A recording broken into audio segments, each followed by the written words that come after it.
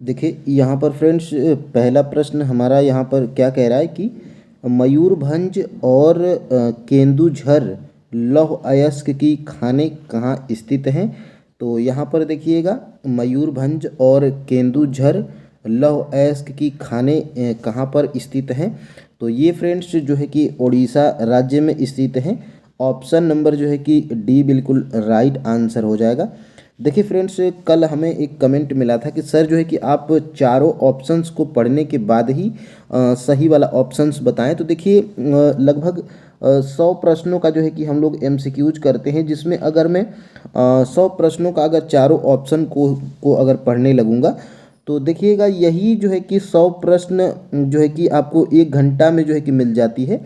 वही अगर मैं सभी ऑप्शंस पढ़ने लग जाऊं तो लगभग यही वीडियो जो है कि लगभग 2 घंटे की हो जाएगी। तो देखिए आपके लिए जो है कि बहुत ही लॉन्ग वीडियो हो जाएगी। तो यहाँ पर फ्रेंड्स देखिए, आप लोग बस आंसर जानिए।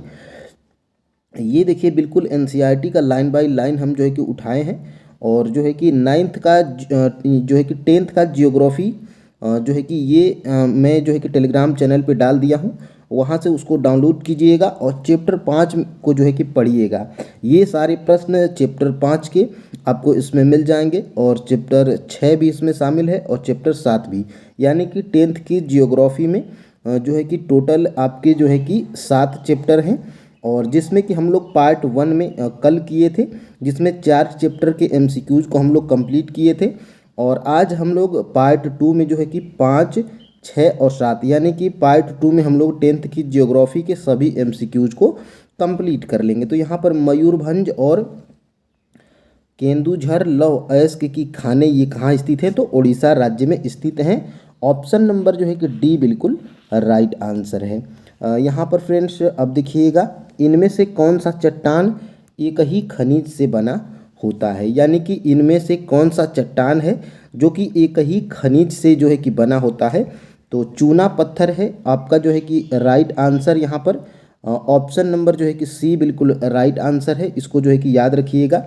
और चूना पत्थर जो है कि एक ही खनिज से जो है कि बना हुआ जो है कि चट्टान है। ठीक है, अब देखिएगा फ्रेंड्स, आगे हम लोग बढ़ते हैं प्रश्न नंबर 3 की तरफ। इनमें से कौन सी चुंबकीय गुणों के साथ लौह अयस्क की सबसे अच्छी गुणवत्ता है। यानी कि उस जो है कि लोहे के प्रकार को यहाँ पे पूछा जा रहा है कि वो इन 4 ऑप्शनों में से जो है कि कौन सा लौह अयस्क है जो कि सबसे अच्छी गुणवत्ता वाला है, और उस जो है कि लौह अयस्क में चुंबकीय गुण भी होते हैं। तो ये जो है कि लौह अयस्क है आपका मैग्नेटाइट। ऑप्शन नंबर जो है कि ए बिल्कुल राइट आंसर हो जाएगा। इसको जो है कि आप याद रखिएगा, ऑप्शन नंबर ए बिल्कुल राइट आंसर। ठीक है, अब देखिएगा आगे हम लोग बढ़ेंगे और 4 नंबर के प्रश्न को हम लोग यहाँ पे देखेंगे। देखिए, निम्न में से कौन सा खनिज महासागरी जल से प्राप्त किया जाता है। यानी कि एल्युमिनियम, सल्फर, मैग्नीशियम और हीरा, इन सभी में से वो कौन सा खनिज है जो कि महासागरी जल से प्राप्त किया जाता है। तो वो जो है कि वो खनिज है जो महासागरी जल से जो है कि प्राप्त किया जाता है, वो है मैग्नीशियम। ऑप्शन नंबर जो है कि आपका सी बिल्कुल राइट आंसर हो जाएगा। इसको जो है कि आप याद रखिएगा। और जो है कि देखिए नमक भी है, और यहाँ से देखिएगा नमक भी है। तो आप जो है कि लिखिए नमक भी है जो कि महासागरी जल से प्राप्त किया जाता है। और मैग्नीशियम तो यहाँ पर आपने सी वाले आंसर को जान ही लिया। और ब्रोमाइन भी है जो कि ये महासागरी जल से जो है कि यहाँ पर प्राप्त की जाती है। ठीक है,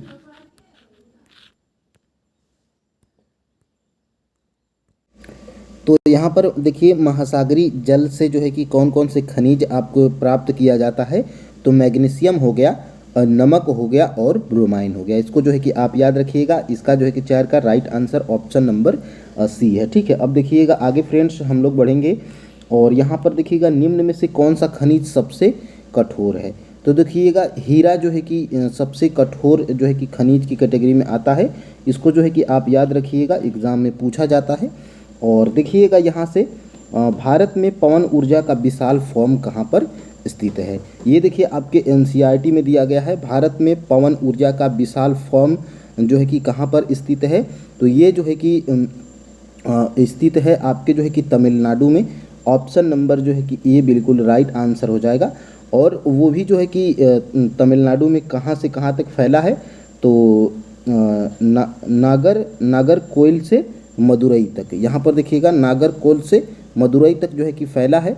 तो भारत में पवन ऊर्जा का विशाल फॉर्म कहाँ पर स्थित है, तो तमिलनाडु में, और नागरकोइल से मदुरई तक जो है कि फैला हुआ है। ठीक है, यहाँ पर देखिएगा आगे हम लोग देखेंगे और 7 नंबर के प्रश्न की तरफ। प्लेसर निक्षेप किन खनिजों को कहते हैं, तो प्लेसर निक्षेप फ्रेंड्स देखिए यहाँ पर ऑप्शन नंबर जो है कि डी राइट आंसर है। प्लेसर निक्षेप किन खनिजों को कहते हैं, तो सोना हो गया, चांदी हो गया, टीन हो गया, ये क्या है, प्लेसर निक्षेप जो है कि इन खनिजों को कहते हैं। ऑप्शन नंबर जो है कि डी यहाँ पर बिल्कुल राइट आंसर है। ठीक है, अब देखिएगा आगे यहाँ पर 8 नंबर का प्रश्न। देखिएगा यहाँ से निम्नलिखित में से जीवाश्म खनिज कौन सा है, यानी कि इसमें से कौन सा जीवाश्म खनिज है वो जो है कि हमें बताना है। तो 8 का जो है कि फ्रेंड्स यहाँ पर कोयला हो जाएगा right answer, option number B. कोयला क्या है, जीवाश्म खनिज है, जो कि नीचे जो है कि ज़मीन के अंदर से मिलता है, इसलिए इन्हें जो है कि जीवाश्म खनिज कहते हैं। और जो है कि पेड़ों के दबने से और ऐसे कुछ जो है कि इनका जो है कि निर्माण होता है। ठीक है, इसलिए ये कोयला जो है कि जीवाश्म की कैटेगरी में आता है। और यहाँ पर फ्रेंड्स देखिएगा 9 नंबर का प्रश्न हमारा क्या कह रहा है, मैग्नेटाइट में कितने प्रतिशत लोहांश पाया जाता है, तो मैग्नेटाइट में जो है कि लोहांश पाया जाता है 70%। ऑप्शन नंबर जो है कि यहाँ पर सी बिल्कुल राइट आंसर हो जाएगा, ऑप्शन नंबर सी। मैग्नेटाइट में जो है कि कितने परसेंट लोहांश पाया जाता है, तो आपने जो है कि देखा 70%। ठीक है, और फ्रेंड्स हम लोग आगे बढ़ेंगे और यहाँ से देखेंगे 10 नंबर का प्रश्न जो है कि हमारा क्या कह रहा है, तो निम्नलिखित में से कौन से उद्योग प्राकृतिक गैस के प्रमुख उपयोग करता है, यानी कि फ्रेंड्स यहाँ पे निम्नलिखित में से कौन से उद्योग प्राकृतिक गैस के प्रमुख उपयोग करता है, तो यहाँ पर उर्वरक तथा उद्योग, यानी कि उर्वरक उद्योग है यहाँ पर। इसका राइट आंसर क्या है, ऑप्शन नंबर बी। उर्वरक उद्योग यहाँ पर प्राकृतिक गैस के प्रमुख उपयोग करता है, यहाँ पर option number B right answer है। और देखिएगा यहाँ से चूना पत्थर निम्नलिखित उद्योगों में से किस एक उद्योग का आधारभूत कच्चा माल है, यानी कि चूना पत्थर यहाँ पर सीमेंट उद्योग का जो है कि कच्चा माल है यहाँ पर। और यहाँ से जो है कि ऑप्शन नंबर सी बिल्कुल राइट आंसर हो जाएगा, और जिसमें जो है कि जिप्सम भी है, और जिप्सम को भी याद रखिएगा। लेकिन मुख्य रूप से चूना पत्थर क्या है, सीमेंट का जो है कि कच्चा माल के तौर पे जो है कि प्रयोग किया जाता है। अब देखिए यहाँ से 12 नंबर का प्रश्न क्या कह रहा है, भारत में प्रायोगिक भूतापीय ऊर्जा परियोजना कहाँ पर स्थित है, यानी कि 12 नंबर का जो प्रश्न है यहाँ पर इसका राइट आंसर क्या है, पूगा घाटी जो है कि लद्दाख में है। ये क्या है, भूतापीय ऊर्जा परियोजना जो है कि स्थित है भारत में पूगा घाटी में, जो है कि ये लद्दाख में पड़ता है। ऑप्शन नंबर यहाँ पर बी बिल्कुल राइट आंसर है। और एक और जो है कि भारत में दो प्रायोगिक भूतापीय ऊर्जा परियोजनाएं हैं, एक है पूगा घाटी लद्दाख में, और एक जो है कि और है मणिकरण जो है कि के निकट हिमाचल प्रदेश में। तो मणिकरण के निकट हिमाचल प्रदेश में आप जो है कि याद रखेंगे मणिकरण के नाम से याद रखेंगे, जो कि हिमाचल प्रदेश में है। अब देखिएगा आगे यहाँ पर कठोर कोयले की उच्चतम गुणवत्ता है, यानी कि जो है कि कठोर जो कोयला होता है उसकी जो है कि उच्चतम गुणवत्ता वाला जो है कि कोयला कौन सा है, तो यहाँ पर जो है कि 13 का जो है कि राइट आंसर एंथ्रासाइट हो जाएगा। ऑप्शन नंबर जो है कि डी बिल्कुल राइट आंसर है। एंथ्रासाइट जो है कि उच्चतम गुणवत्ता वाला जो है कि कोयला है, इसको जो है कि आप याद रखिएगा। ठीक है, और यहाँ पर देखिएगा यहाँ से 14 नंबर का प्रश्न हमारा क्या कह रहा है कि निम्नलिखित में से कौन सा खनिज ब्लीचिंग पाउडर, पेंट और कीटनाशक बनाने में उपयोग होता है, तो ये देखिए आपके एग्ज़ाम में भी प्रश्न बना था, तो ये मैग्नीज है। मैग्नीज ऑप्शन नंबर ए बिल्कुल राइट आंसर हो जाएगा। मैग्नीज का उपयोग ब्लीचिंग पाउडर, पेंट और कीटनाशक दवाओं को बनाने में उपयोग किया जाता है। अब देखिएगा यहाँ से 15 नंबर का प्रश्न, उड़ीसा निम्नलिखित खनिजों में से जो है कि किसका अग्रणी उत्पादक है, यानी कि जो उड़ीसा राज्य है वो किस खनिज का जो है कि अग्रणी उत्पादक है, तो यहाँ पर फ्रेंड्स देखिएगा 15 का जो है कि राइट आंसर सी मैग्नीज अयस्क मैग्नीज अयस्क का जो है कि अग्रणी उत्पादक राज्य उड़ीसा है। इसको जो है कि आप याद रखिएगा, ठीक है। तो ये सारे जो है कि प्रश्न आपकी एग्जाम में बनते हैं। और जब आप NCERT पढ़ेंगे क्लास 10th की जियोग्राफी की, तो इसमें चैप्टर नंबर जो 5 होता है, तो उसमें जो है कि जब उसको आप पढ़ेंगे तो ये जो है कि सारे प्रश्न आपको वहीं पे मिलेंगे। मैं जो है कि वहीं से MCQs बनाया हूँ और खुद पढ़ के लाइन बाय लाइन, और इसके जो है कि फैक्ट भी आपको मिलेंगे। और यहाँ से देखिए, निम्नलिखित में से कौन सा एक ईंधन खनिज है, यानी कि यहाँ से देखिएगा, यहाँ पर देखिए निम्नलिखित में से कौन सा एक जो है कि ईंधन खनिज है। तो इसमें से जो है कि आपका राइट आंसर क्या हो जाएगा, जल विद्युत, सौर ऊर्जा, थोरियम या बायोगैस। तो देखिएगा, और थोरियम जो है कि क्या है, तो एक ईंधन खनिज है। ऑप्शन नंबर जो है कि सी बिल्कुल राइट आंसर यहाँ पे हो जाएगा, ठीक है। अब देखिए आगे फ्रेंड्स, यहाँ पर देखेंगे निम्न में से कौन सा अलौह धात्विक खनिज है, यानी कि इसमें से जो है कि कौन कौन से जो है कि अलौह धात्विक खनिज हैं। तो देखिएगा, इसमें से जो है कि यहाँ पर जो है कि यहाँ पर इसका राइट आंसर क्या है, ऑप्शन नंबर डी, बॉक्साइट क्या है, अलौह धात्विक खनिज है। इसको जो है कि आप याद रखिएगा, ऑप्शन नंबर डी बिल्कुल राइट आंसर है। और यहाँ पर देखिएगा कोबाल्ट, मैग्नीज और निकेल। तो कोबाल्ट, मैग्नीज और निकेल ये क्या हैं, तो ये जो है कि लौह जो है कि धात्विक हैं। तो ये जो है कि आपके उपर्युक्त तीनों ऑप्शन ये लौह धात्विक के लौह धात्विक खनिज हैं, और ये क्या है, अलौह धात्विक खनिज है। तो इसको जो है कि आप याद रखिएगा, अलौह यहाँ पर धात्विक खनिज। तो बॉक्साइट अलौह धात्विक, और जो है कि कोबाल्ट, मैग्नीज और निकेल लौह धात्विक खनिज, यहाँ पर याद रखिएगा। और देखिएगा यहाँ से 18 नंबर का प्रश्न, निम्न में से कौन सा अधात्विक खनिज नहीं है, यानी कि इन जो है कि 4 ऑप्शनों में से कौन सा अधात्विक खनिज नहीं है। तो जो है कि यहाँ से 18 का जो है कि डी राइट आंसर हो जाएगा, प्लेटिनम। प्लेटिनम क्या है, अधात्विक खनिज जो है कि नहीं है।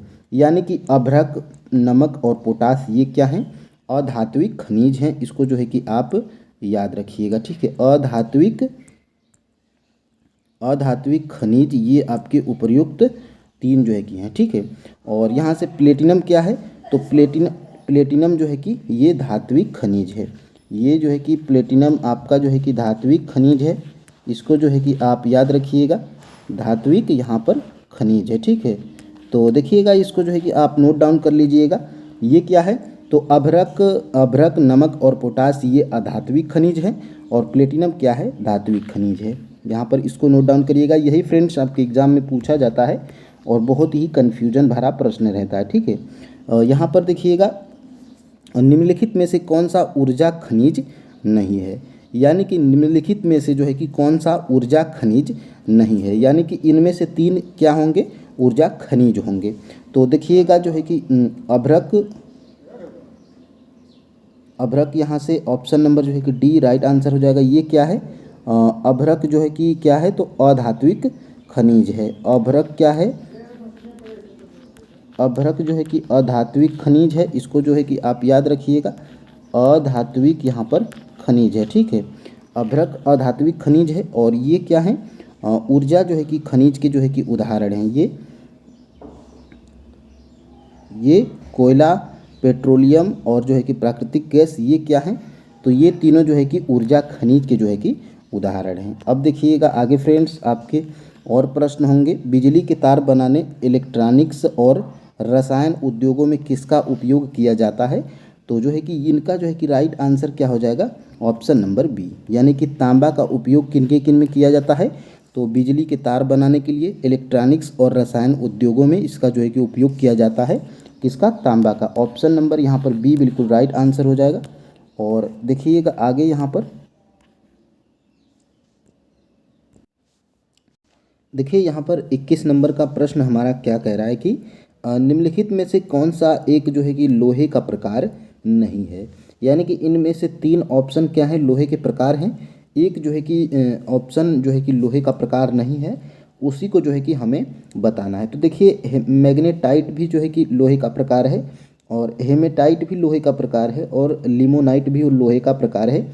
लेकिन ये क्या है, ऑप्शन नंबर डी जो है कि ये लोहे का प्रकार नहीं है। और जो है कि यहाँ पर ऑप्शन नंबर डी ही हमारा राइट आंसर है, क्योंकि पूछा था लोहे का प्रकार नहीं है। तो ये क्या है, ये हैं जो आपके लोहे के यहाँ पर प्रकार हैं, याद रखिएगा। लोहे के प्रकार हैं, याद रखिएगा इनको।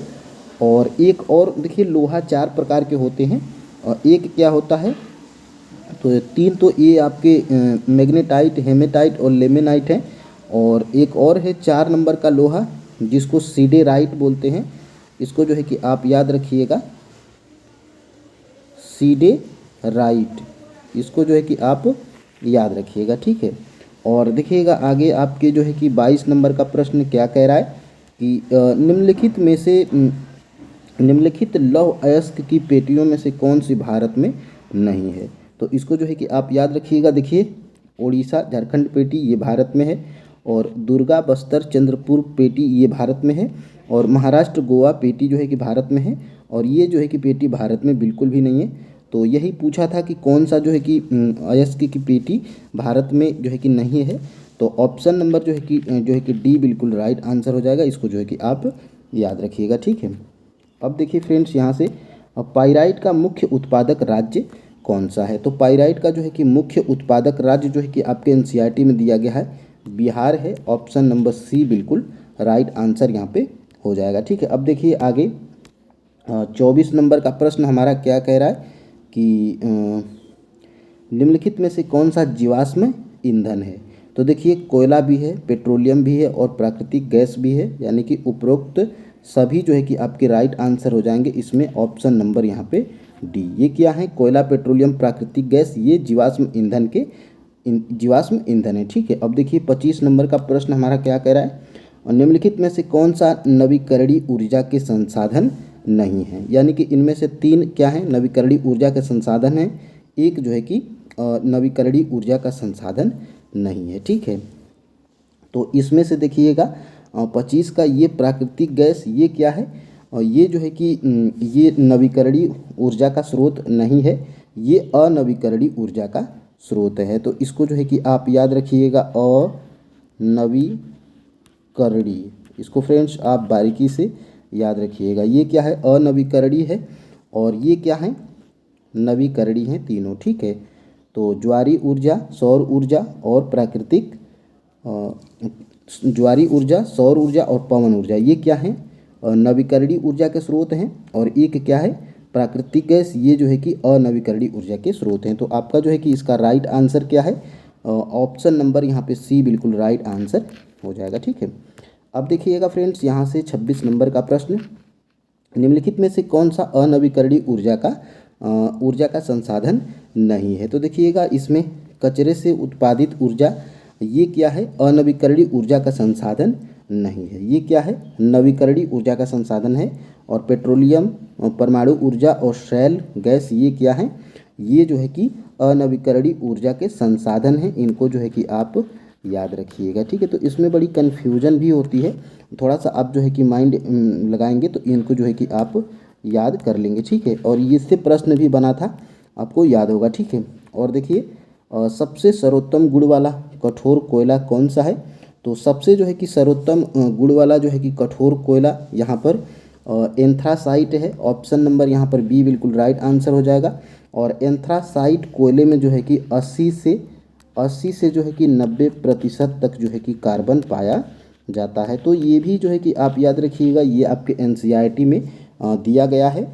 और यहाँ से 28 नंबर का प्रश्न, भारत में प्रथम जल विद्युत संयंत्र कब स्थापित किया गया था। यानी कि भारत में जो है कि प्रथम जल विद्युत संयंत्र कब स्थापित किया गया था। तो ये जो है कि 1975 में आपके एनसीईआरटी में दिया गया है। ऑप्शन नंबर ए बिल्कुल राइट आंसर हो जाएगा, ठीक है। अब देखिएगा आगे, भारत में ज्वारी ऊर्जा के लिए उपयुक्त स्थल कौन कौन से हैं। यानी कि देखिएगा, ज्वारी ऊर्जा के लिए उपयुक्त स्थल खंबात की खाड़ी भी है, कच्छ की खाड़ी भी है, और हुगली की एस्चुअरी भी है। यानी कि उपयुक्त सभी जो है कि आपके राइट आंसर हो जाएंगे। ऑप्शन नंबर डी, खंबात की खाड़ी, कच्छ की खाड़ी और हुगली की एस्चुअरी, ये क्या है, भारत में ज्वारी ऊर्जा के प्रमुख उपयुक्त स्थल हैं। ठीक है, ये आपके एनसीईआरटी में दिया गया है। आप जो है कि देख लीजिएगा चैप्टर नंबर 5 में। और यहाँ से भारत में कहाँ पर भूतापी ऊर्जा संयंत्र स्थापित किया जा चुका है, यानी कि भारत में कहाँ पर भूतापी ऊर्जा संयंत्र स्थापित किया जा चुका है। तो देखिए हिमाचल प्रदेश में जो है कि भारत के हिमाचल प्रदेश में जो है कि भूतापी ऊर्जा संयंत्र स्थापित किया जा चुका है। तो ये हिमाचल के कहाँ पर, तो मणिकर्ण में। इसको जो है कि आप याद रखिएगा, और इसको जो है कि आप याद रखिएगा कहाँ पर, हिमाचल के, तो मणिकर्ण में। इसको भी आप याद रखिएगा। ठीक है, अब देखिए आगे फ्रेंड्स, यहाँ पर यहाँ से अब जो है कि चैप्टर हमारा 6 स्टार्ट होगा। और चैप्टर जो है कि 6 स्टार्ट होगा, तो इसका पहला प्रश्न हमारा क्या होगा, तो देखिए किसी देश की आर्थिक ताकत इनमें से किसके विकास से मापी जाती है। तो देखिएगा किसी भी देश की आर्थिक ताकत जो है कि किससे मापी जाती है, तो ये आपके एनसीईआरटी में दिया गया है, विनिर्माण उद्योग से मापी जाती है किसी जो है कि देश की आर्थिक ताकत। ठीक है, तो ऑप्शन नंबर यहाँ पर सी बिल्कुल राइट आंसर हो जाएगा। और देखिए निम्नलिखित में से कौन सा विकास आमतौर पर औद्योगिक गतिविधि का अनुसरण करता है। तो यहाँ पर देखिएगा ये यहाँ पर नगरीकरण है। नगरीकरण फ्रेंड्स यहाँ पर आमतौर पर औद्योगिक गतिविधियों का अनुसरण करता है, यानी कि नगर वाले जो क्षेत्र हैं वहीं पर जो है कि औद्योगिक जो है कि ज़्यादा फैले हुए हैं। ठीक है, ऑप्शन नंबर यहाँ पर बी बिल्कुल राइट आंसर यहाँ पे हो जाएगा। ठीक है, और देखिएगा कच्चे माल को मूल्यवान उत्पाद में परिवर्तित कर अधिक मात्रा में वस्तुओं के उत्पादन की निम्नलिखित में से कौन सी प्रक्रिया है। तो यहाँ पर ये द्वितीयक प्रक्रिया है, आपके जो है कि एनसीईआरटी में दिया गया है।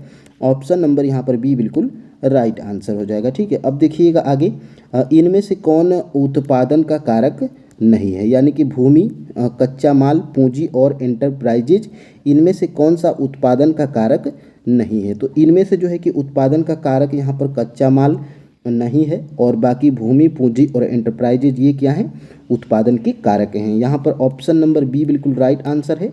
और याद रखिएगा, देखिए फ्रेंड्स जो नहीं वाले प्रश्न होते हैं वो बहुत ही डेंजर होते हैं, उनको थोड़ा सा आप सावधानी से जहाँ पे देख लीजिएगा। ठीक है, और देखिएगा यहाँ पर 5 नंबर का प्रश्न हमारा क्या कह रहा है कि इनमें से कौन सा कारक किसी उद्योग की अवस्थिति में सबसे महत्वपूर्ण भूमिका निभाता है। तो 5 का जो है कि ऑप्शन नंबर यहाँ पे डी बिल्कुल राइट आंसर हो जाएगा, पूंजी और न्यूनतम उत्पादन लागत। यहाँ पर देखिएगा, और देखिए फ्रेंड्स आप जो है कि इन प्रश्नों को देख लीजिए फटाफट, और जो है कि जब जो है कि मैं कुछ टाइम में इन्हीं प्रश्नों को मैं प्रैक्टिस करवाऊंगा, तो जो है कि आपको चारों ऑप्शंस पढ़ने का मौका भी दूंगा, तो आपकी अच्छी खासी प्रैक्टिस भी हो जाएगी।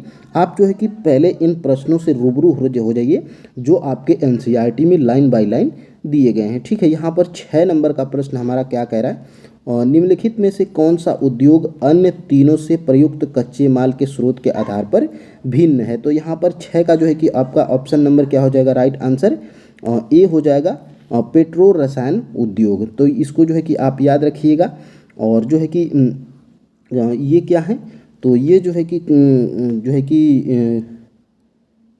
कि ये तीनों से भिन्न है। ठीक है, और देखिएगा यहाँ से 6 का जो है कि राइट आंसर यहाँ पर क्या हो जाएगा, ऑप्शन नंबर यहाँ पे ए हो जाएगा। और देखिए खनिज आधारित कच्चा माल ये क्या है, तो ये सभी खनिज आधारित कच्चे माल हैं, और सूती वस्त्र और कृषि आधारित कच्चा माल है। ठीक है, तो इसको जो है कि आप याद रखिएगा, ये सूती वस्त्र क्या है, तो जो है कि कृषि आधारित कच्चा माल है। ठीक है, अब देखिएगा आगे, और 7 नंबर का प्रश्न, निम्नलिखित में से कौन सा देश विश्व में जूट और कच्चे जूट से बनी वस्तुओं का सबसे बड़ा उत्पादक है। तो ये जो है कि आपका इसका राइट आंसर क्या है, 7 का जो है कि ऑप्शन नंबर बी है, भारत। तो भारत जो है कि विश्व में जूट और कच्चे जूट से बनी वस्तुओं का सबसे बड़ा उत्पादक देश है, कौन, भारत। ऑप्शन नंबर यहाँ पर बी बिल्कुल राइट आंसर है। और देखिएगा यहाँ से 8 नंबर का प्रश्न हमारा क्या कह रहा है, निम्नलिखित में से कौन सा नगर भारत की इलेक्ट्रॉनिक राजधानी के रूप में जाना जाता है। तो ये लाइन जो है कि आपके जो है कि एनसीईआरटी में दी गई है, बंगलोर। तो जो है कि आपका इसका राइट आंसर क्या हो जाएगा, ऑप्शन नंबर ए।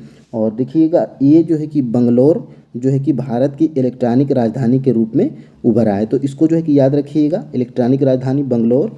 और देखिएगा यहाँ से 9 नंबर का प्रश्न, भारत का कौन सा लोहा इस्पात संयंत्र जर्मन के सहयोग से स्थापित किया गया है? तो इसमें से जो है कि कौन सा भारत का लौह इस्पात संयंत्र है जो कि जर्मन के सहयोग से स्थापित किया गया है? तो 9 का जो है कि ऑप्शन नंबर यहाँ पे डी राइट आंसर हो जाएगा, राउरकेला। राउरकेला जो है कि लोहा इस्पात संयंत्र ये जर्मन के सहयोग से स्थापित किया गया है। ठीक है, तो इसको याद रखिएगा। ये सारे प्रश्न हैं आपके एनसीईआरटी के हैं और जो है कि आपके एग्जाम में भी पूछे गए हैं और पूछे भी जाएंगे। देखिए यहीं से प्रश्न बनना है और कहीं और से प्रश्न नहीं बनेगा। ठीक है, यहाँ से देखिए 10 नंबर का प्रश्न, विदेशी मुद्रा लाने में औद्योगिकीकरण कैसे सहायक है? यानी कि जो विदेशी मुद्रा को लाने में औद्योगिकीकरण कैसे सहायक करता है? तो यहाँ पे इसका जो है कि राइट आंसर क्या है, ऑप्शन नंबर सी, विनिर्मित वस्तुओं का निर्यात करके। ऑप्शन नंबर यहाँ पे सी बिल्कुल राइट आंसर हो जाएगा। और देखिएगा यहाँ से 11 नंबर का प्रश्न, ऑयल इंडियन लिमिटेड ऑयल निम्नलिखित में से किस प्रकार के उद्योगों से संबंधित है? यानी कि ऑयल इंडिया लिमिटेड जो कंपनी है ये किस प्रकार के उद्योगों से संबंधित है? तो यहाँ पर देखिएगा ऑप्शन नंबर सी, संयुक्त क्षेत्र से संबंधित है ऑयल इंडिया लिमिटेड जो है कि कंपनी। ठीक है, तो इसको जो है कि आपका ऑप्शन नंबर सी बिल्कुल राइट आंसर हो जाएगा। और देखिएगा यहाँ से, निम्नलिखित राज्य समूहों में से किस राज्य समूहों में सबसे अधिक चीनी मिलें हैं? यानी कि वो कौन कौन से राज्य समूह हैं जहाँ पर ज़्यादातर चीनी मिलें दिखाई देती हैं? तो उत्तर प्रदेश और बिहार है यहाँ पर, इसको आप ध्यान दीजिएगा। Option number C will be the right answer. ठीक है, अब देखिएगा आगे, और यहाँ से 13 नंबर का प्रश्न हमारा क्या कह रहा है? 13 नंबर का प्रश्न, 13 का हम लोग यहाँ पे जान चुके हैं और 12 का, और यहाँ पे देखिएगा, भारत में पहला सफल सूती वस्त्र उद्योग कब और कहाँ पर स्थापित की गई थी? यानी कि भारत में पहला सफल सूती वस्त्र उद्योग कब और जो है कि कहाँ पर स्थापित किया गया है? तो ये जो है कि आप याद रखिएगा, यहाँ पर 1854 में मुंबई में, इसको जो है कि आप याद रखिएगा, ऑप्शन नंबर डी, मुंबई में 1854 में जो है कि सूती वस्त्र उद्योग जो है कि पहला सफल सूती वस्त्र उद्योग स्थापित किया गया था। तो इसको आप याद रखिएगा। और देखिएगा यहाँ से आपका जो है कि 14 नंबर का प्रश्न, निम्नलिखित में से कौन सा नगर लोहा और इस्पात उद्योग के अतिरिक्त वाहन निर्माण उद्योग का केंद्र है? तो ये कौन सा केंद्र है? तो ये जमशेदपुर है। ऑप्शन नंबर जो है कि डी बिल्कुल राइट आंसर है। जमशेदपुर कहाँ है? तो जो है कि झारखंड का एक शहर है। और यहाँ पर देखिएगा ये जो है कि लोहा और इस्पात उद्योग के अतिरिक्त वाहन निर्माण के उद्योग में भी ये क्या है, तो सर्वश्रेष्ठ है। ठीक है, तो इसको जो है कि आप याद रखिएगा। और यहाँ से देखिए 15 नंबर का प्रश्न हमारा क्या कह रहा है, निम्नलिखित में से किसने उर्वरक उद्योग को सफल बनाया? यानी कि किसने उर्वरक उद्योग को सफल बनाया? तो वो जो है कि आपकी हरित क्रांति थी। हरित क्रांति ही उर्वरक उद्योग को सफल बनाया था। ऑप्शन नंबर जो है कि सी बिल्कुल राइट आंसर हो जाएगा। ठीक है, और यहाँ से देखिएगा आपके निम्न में से कौन सा उद्योग चूना पत्थर को कच्चे माल के रूप में प्रयुक्त करता है? यानी कि चूना पत्थर को कच्चे माल के लिए प्रयोग करता है, उस उद्योग को हमें बताना है। तो वो सीमेंट उद्योग है। और सीमेंट उद्योग में जो है कि चूना पत्थर को कच्चे माल के रूप में प्रयुक्त किया जाता है। तो यहाँ से ऑप्शन नंबर बी बिल्कुल राइट आंसर यहाँ पे हो जाएगा। ठीक है, और देखिएगा यहाँ से 17 नंबर का प्रश्न हमारा क्या कह रहा है, निम्न में से वायु प्रदूषण के कारण कौन सी गैस हैं? यानी कि वायु प्रदूषण होता है, उसके जो है कि कौन कौन सी गैसें कारण हैं? तो देखिए सल्फर डाइऑक्साइड और कार्बन मोनोऑक्साइड, ये क्या है, वायु प्रदूषक गैसें हैं। ठीक है, तो ऑप्शन नंबर यहाँ पर सी बिल्कुल राइट आंसर हो जाएगा, उपर्युक्त दोनों। यानी कि ए और बी ये दोनों गैसें हैं जो कि वायु को प्रदूषित करती हैं सबसे अधिक मात्रा में। ठीक है, अब देखिएगा आगे, यहाँ से 18 नंबर का प्रश्न, ये आपके जो है कि TRE 3 में पूछा गया प्रश्न है, जो कि पूछा था, और ये जो है कि PRT में ही पूछा था, और PRT में नहीं, शायद ये PGT या TGT में या 6 to 8 में पूछा था। पहला सीमेंट उद्योग कब और कहाँ पर स्थापित किया गया था? तो ये जो है कि पहला सीमेंट उद्योग ये चेन्नई में 1904 ईस्वी में जो है कि स्थापित किया गया था। और देखिए चेन्नई को ही जो है कि मद्रास के नाम से जाना जाता था। ये जो है कि आप याद रखिएगा। देखिए पहला सीमेंट उद्योग चेन्नई में 1904 में, जिसको मद्रास के नाम से जाना जाता था। तो ऑप्शन नंबर यहाँ पर ए बिल्कुल राइट आंसर हो जाता है। और देखिएगा यहाँ से ये जो है कि ये चैप्टर जो है कि आपका 6 ख़त्म होता है। और ये देखिएगा आपके जो है कि यहाँ से ये जो है कि आपके चैप्टर के लास्ट में ये अभ्यास जो है कि दिया हुआ था। और इसको जो है कि आप देख लीजिए यहाँ से, निम्न में से कौन सा उद्योग चूना पत्थर को कच्चे माल के रूप में प्रयुक्त करता है? तो वो सीमेंट है, जो कि आपके अभ्यास में दिया गया है। और निम्नलिखित में से कौन सा उद्योग बॉक्साइट को कच्चे माल के रूप में प्रयुक्त करता है? तो वो क्या है? एल्युमिनियम प्रगलन। ये जो है कि आप याद रखिएगा। और देखिए निम्न में कौन सा उद्योग दूरभाषा, कंप्यूटर आदि संयंत्र निर्मित करते हैं? तो सूचना प्रौद्योगिकी। इसको जो है कि आप याद रखिएगा। और फ्रेंड्स देखिए यहाँ से जो है कि आपके अब चैप्टर हमारा जो है कि 7 स्टार्ट होता है। और भारत की पहली ट्रेन कब और किन 2 स्टेशनों के बीच शुरू हुई थी? तो देखिएगा ये जो है कि आपके जो है कि मुंबई से ठाणे के बीच में स्टार्ट हुई थी। कब? 1853 ईस्वी में। तो आपका जो है कि ऑप्शन नंबर बी बिल्कुल राइट आंसर हो जाएगा। और देखिएगा यहाँ से इनमें से जो है कि कौन सी हमारे देश की प्राथमिक सड़क प्रणाली है? तो यहाँ पर फ्रेंड्स देखिएगा यहाँ से इनमें से कौन सी हमारे देश की प्राथमिक सड़क प्रणाली है? तो देखिएगा इसका जो है कि ऑप्शन नंबर यहाँ पे ए हो जाएगा, राष्ट्रीय जो है कि राजमार्ग प्रणाली। ये क्या है? प्राथमिक सड़क प्रणाली में आती है। कौन? राष्ट्रीय जो है कि राजमार्ग आता है प्राथमिक सड़क प्रणाली में। तो इसको जो है कि आपका राइट आंसर ए हो जाएगा। ये आपके एनसीईआरटी में दिया गया है। और निम्न में से कौन से 2 दूरस्थ स्थित स्थान पूर्वी पश्चिम गलियारे को आपस में जोड़ते हैं? यानी वो कौन से स्थान हैं जो है कि पूर्वी पश्चिम गलियारे को जोड़ते हैं? तो इसका जो है कि राइट आंसर जो है कि क्या हो जाएगा? ऑप्शन नंबर बी, सिलचर और पोरबंदर। देखिए सिलचर कहाँ पर है? तो ये सिलचर जो है कि ये आपके असम में है। और पोरबंदर देखिए ये आपके गुजरात राज्य में है। तो ऑप्शन नंबर बी जो है कि राइट आंसर हो जाएगा। ये सिलचर और पोरबंदर क्या करते हैं? पूर्वी पश्चिम गलियारे को आपस में जोड़ते हैं। अब देखिएगा आगे यहाँ से 3 नंबर का प्रश्न, 4 नंबर का प्रश्न, उत्तरी रेलवे का मुख्यालय कहाँ पर है? तो देखिएगा उत्तरी रेलवे का मुख्यालय यहाँ पर दिल्ली में है। ऑप्शन नंबर जो है कि सी बिल्कुल राइट आंसर हो जाएगा। और देखिएगा आगे और प्रश्न, राष्ट्रीय जलमार्ग संख्या 1 निम्न में से किन स्थानों के बीच नौका गम्य है? तो ये जो है कि इलाहाबाद और हल्दिया के बीच में है। राष्ट्रीय जलमार्ग संख्या 1 किन के बीच मध्य है? तो देखिएगा इलाहाबाद एवं हल्दिया। तो ऑप्शन नंबर यहाँ पर ए बिल्कुल राइट आंसर हो जाएगा। ये आपके एनसीईआरटी में दिया गया है। और देखिएगा ये दिल्ली और अमृतसर किस राजमार्ग को आपस में जोड़ते हैं? यानी कि दिल्ली और अमृतसर किस राजमार्ग को आपस में जोड़ते हैं?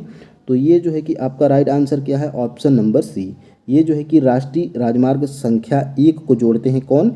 दिल्ली और अमृतसर। मोस्ट इम्पोर्टेंट प्रश्न आपके एग्जाम में बना था और आगे भी शायद बन सकता है। ठीक है।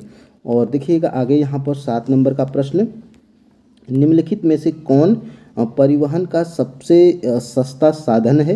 यानी कि निम्नलिखित में से कौन सा परिवहन का सबसे सस्ता साधन है? तो जलमार्ग। जलमार्ग के द्वारा अगर आप जो है कि परिवहन करेंगे तो सबसे जो है कि सस्ता साधन माना जाता है। ये आपके एनसीईआरटी में दिया गया है। ऑप्शन नंबर जो है कि सी बिल्कुल राइट आंसर है। और देखिएगा यहाँ से हाल के वर्षों में भारत इनमें से किसके निर्यात के माध्यम से सबसे ज़्यादा विदेशी मुद्रा अर्जित कर रहा है? यानी कि किसके निर्यात में भारत जो है कि सबसे ज़्यादा विदेशी मुद्रा अर्जित कर रहा है? तो ये जो है कि सूचना प्रौद्योगिकी। ये सूचना प्रौद्योगिकी का निर्यात करके जो है कि निर्यात के मामले में जो है कि भारत विदेशी मुद्रा ज़्यादा अर्जित कर रहा है। ऑप्शन नंबर यहाँ पर बी बिल्कुल राइट आंसर हो जाएगा। और देखिएगा यहाँ से 9 का जो है कि राइट आंसर यहाँ पे 9 का प्रश्न देखिए, उत्तर दक्षिण गलियारा किन 2 अंतिम सिरों के नगरों को जोड़ता है? यानी कि उत्तर दक्षिण जो गलियारा है ये जो है कि किन 2 सिरों को जोड़ता है? तो यहाँ पर सी श्रीनगर और जो है कि तिरुवनंतपुरम। ऑप्शन नंबर जो है कि सी बिल्कुल राइट आंसर हो जाएगा। ठीक है। अब देखिएगा आगे यहाँ से निम्न में से किस प्रकार की सड़कों को प्रधानमंत्री ग्रामीण सड़क योजना के तहत विशेष प्रोत्साहन मिला था। तो ये जो है कि ग्रामीण सड़कों को प्रधानमंत्री जो है कि ग्राम सड़क योजना जो चली थी, इनमें जो है कि ग्रामीण सड़कों को प्रोत्साहन मिला था। ऑप्शन नंबर जो है कि सी बिल्कुल राइट आंसर यहाँ पे हो जाएगा। ठीक है, अब देखिए ये चैप्टर ख़त्म होता है और ये एक और प्रश्न है, देख लेते हैं इसको हम लोग, जो कि इम्पोर्टेंट है। ये आपके जो है कि आपके TRE 3 री एग्ज़ाम PRT में पूछा था। स्वर्णिम चतुर्भुज महाराज मार्ग किन शहरों को जोड़ता है?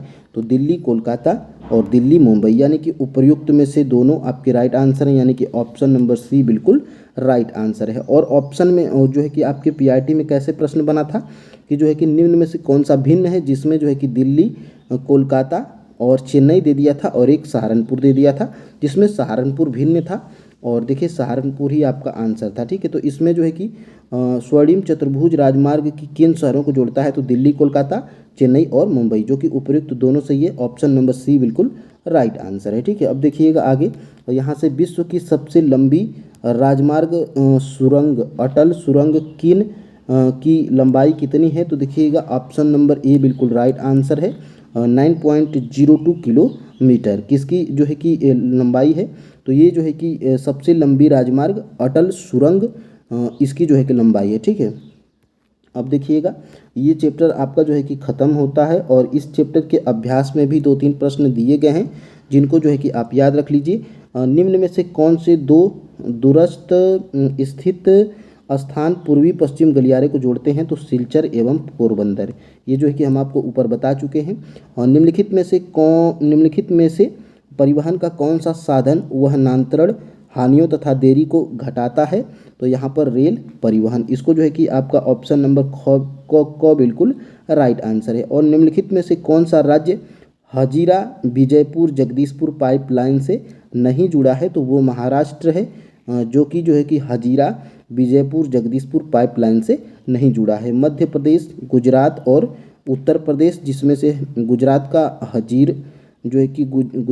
हजीरा शहर और उत्तर प्रदेश का जगदीशपुर शहर और मध्य प्रदेश, ये क्या है? तो जो है कि पाइपलाइन से जुड़ा है। और महाराष्ट्र जो है कि हजीरा विजयपुर जगदीशपुर पाइपलाइन से नहीं जुड़ा है। ठीक है, तो जो है कि अब आगे बढ़ते हैं और देखिए इसमें 3 और प्रश्न दिए गए हैं, जो कि इम्पोर्टेंट हैं आपके एग्जाम की दृष्टि से। इनमें से कौन सा पत्तन पूर्वी तट पर स्थित है, जो अतः स्थली तथा अधिकतम गहराई का पत्तन है तथा पूर्ण सुरक्षित है? तो विशाखापट्टनम है, ऑप्शन नंबर घ। ठीक है, और 5 नंबर का प्रश्न, निम्न में से कौन सा परिवहन साधन भारत में प्रमुख साधन है? तो रेल परिवहन है। और निम्न में से कौन सा शब्द 2 या 2 से अधिक देशों के व्यापार को दर्शाता है? तो अंतर्राष्ट्रीय व्यापार, ये शब्द जो है कि 2 या 2 से अधिक देशों के व्यापार को दर्शाता है। तो ये प्रश्न थे आपके। और देखिएगा यहीं पे जो है कि आपकी 9th की ज्योग्राफी हमने कंप्लीट करवा दी 2 वीडियो में ही। और देखिए इसमें शायद आपका जो है कि पहले चैप्टर का जो अभ्यास वाला प्रश्न था, शायद यहाँ पे मैं कलेक्ट करना इनको भूल गया हूँ, तो इनको जो है कि मैं उसको किसी वीडियो में उसको समाहित कर दूँगा या तो टेलीग्राम चैनल पे ही डाल दूँगा, उसको जो है कि आप देख लीजिएगा। और यहाँ से देखिए फ्रेंड्स, यहाँ से शायद पहला वाला हम लोग भूल गए थे, यहाँ पर देख लेते हैं एक बार। यहाँ से 29, 30 के बाद देखिए यहाँ पर देखिए फ्रेंड्स, यहाँ से हम लोग शायद इसको नहीं किए थे, भूल गए थे। और यहाँ से देखिएगा ये जो है कि पहला चैप्टर का यहाँ पे हम लोग नहीं किए थे। निम्नलिखित में से कौन सा खनिज अपक्षयित पदार्थ के अवशिष्ट भाग को त्यागता हुआ चट्टान के अपघटन से बनता है? तो वो जो है कि बॉक्साइट है, ऑप्शन नंबर ख। ठीक है, झारखंड में स्थित कोडरमा निम्नलिखित में से किस खनिज का अग्रणी उत्पादक है? तो अभ्रक का है। और यहाँ पे देखिए निम्नलिखित चट्टानों में से किस चट्टान के स्तरों में खनिजों का निक्षेपण और संचयन होता है? तो ये तलछटी चट्टानें हैं, ऑप्शन नंबर क। और यहाँ से देखिएगा मोनाजाइट रेत में निम्नलिखित में से कौन सा खनिज पाया जाता है?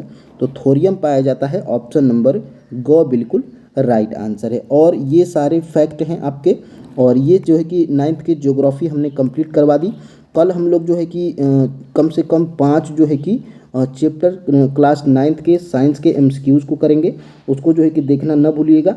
और फ्रेंड्स देखिए वीडियो पसंद आई है तो जो है कि लाइक कर दीजिए और अपने दोस्तों के पास भी शेयर कीजिए। देखिए मैं आपके लिए अगर मेहनत थोड़ा भी कर रहा हूँ तो पॉजिटिव कमेंट करते हैं तो जो है कि हमें अच्छा लगता है। तो फ्रेंड्स अपना ख्याल रखिएगा। आज के लिए इतना ही। जय हिंद।